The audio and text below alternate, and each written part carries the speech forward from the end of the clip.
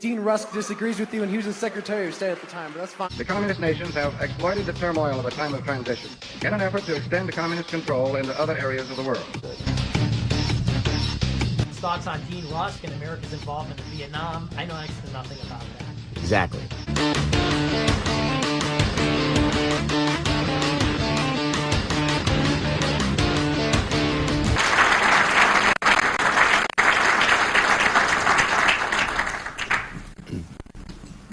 Thank you, Larry. Ladies and gentlemen, I've been asked by management to take a few minutes to introduce our guest of honor.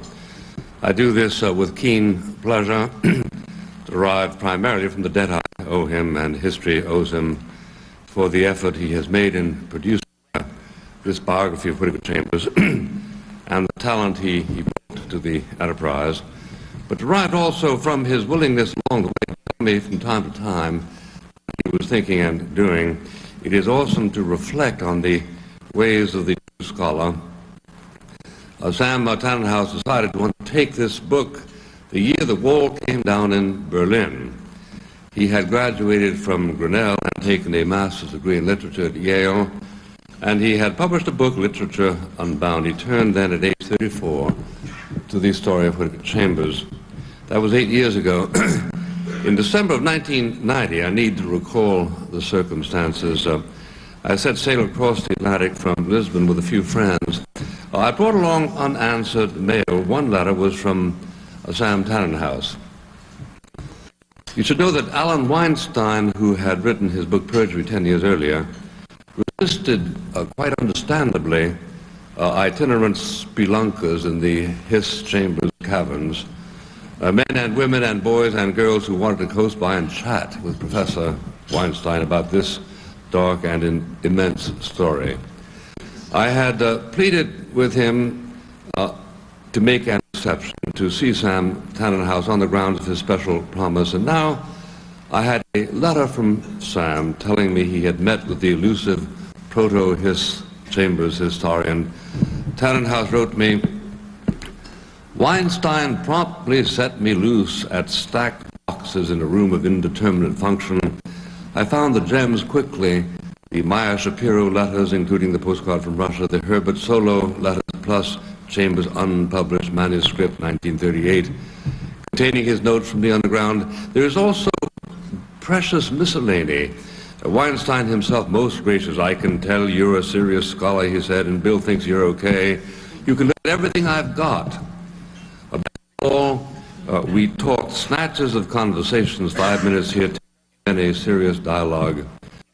Within moments, it was clear that on this topic, in all its proliferating complexity, Weinstein has no rival.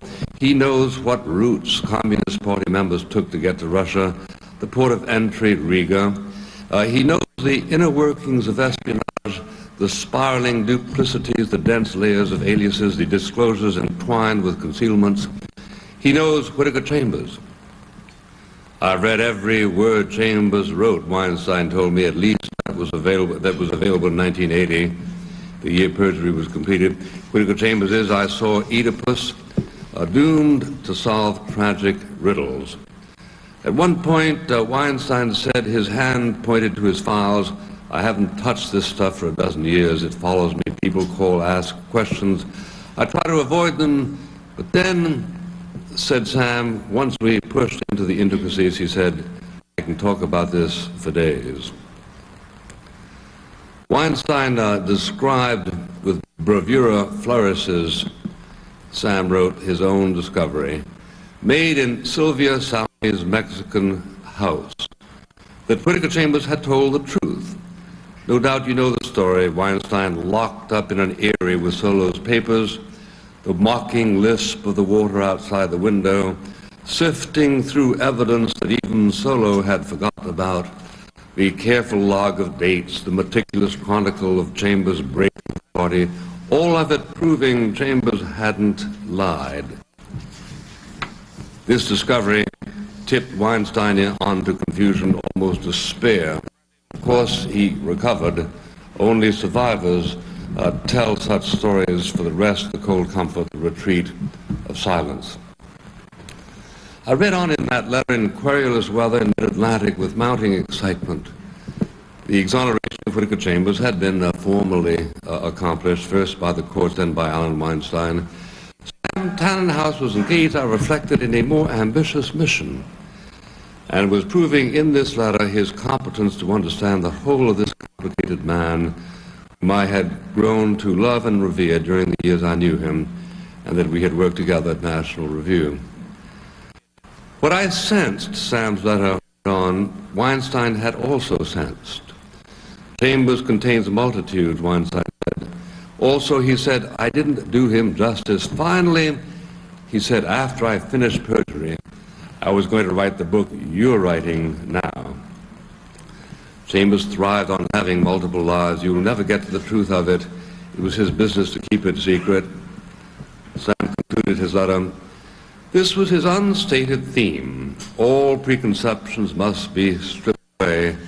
It's like entering a dark forest. You see flitting shapes and assume they are birds, but they may be drifting leaves, they may be flying bats, they may be something that isn't supposed to exist. Whatever you happen to think, you must be prepared to disavow.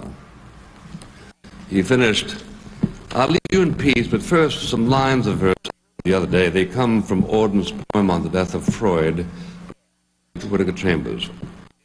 But he went his way down among the lost people like Dante, down to the stinking fosse where the injured lead the ugly life of the rejected, and showed what evil is, not as thought deeds that must be punished, but our lack of faith, our dishonest mood of denial, the concupiscence of the oppressor. I batted out a response to Sam Tannenhouse. I can't begin to tell you, I wrote, straining to keep my laptop secure in the yawing of the seas, how grateful I am for your extraordinary kindness in writing to me in such detail, not only because I find what you say engrossing, but because I read it with enhanced appreciation, knowing how it must drain you to bring it all together. I am increasingly excited by your subtlety and the compass of your curiosity. I write from a boat after a bad preliminary passage, 3,000 miles to go.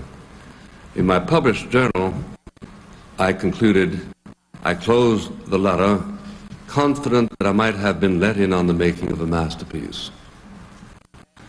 That has proved prophetic. The critics seem, for the most part, agreed with me at long last. I introduce with pride the creator of this remarkable work, Sam Tannenhouse.